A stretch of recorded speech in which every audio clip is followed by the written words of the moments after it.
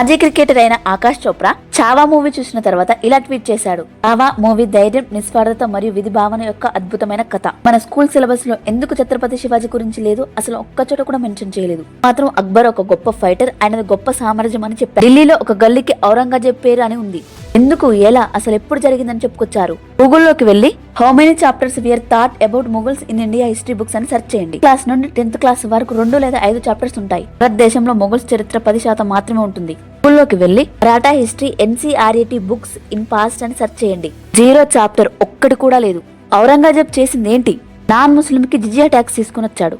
ఎకానక్లోజంలో temple కూల్చివేయాలని రాసు. Aurangzeb order వేసినప్పుడల్లా temples కూల్చివేయాలని ఉంది. 2021, 2022లో NCERT history text book లో మొఘల్స్ గురించి తీసేయాలని లేదా ఔరంగజేబ్ టెంపుల్స్ ని కూల్చిన దాని గురించి అయినా పుస్తకాల్లో చెప్పాలి అని హైకోర్టులో పిటిషన్ వేశారు. శివాంక్ వర్మ RTI ఫైల్ చేసి దానికి సంబంధించిన ఇన్ఫర్మేషన్, ఎవిడెన్స్ ఇచ్చి కనీసం హిస్టరీ బుక్ లో షాజహాన్, ఔరంగజేబ్ గుళ్లను కూల్చివేసిన దాని గురించైనా చెప్పాలని కోరుకున్నారు.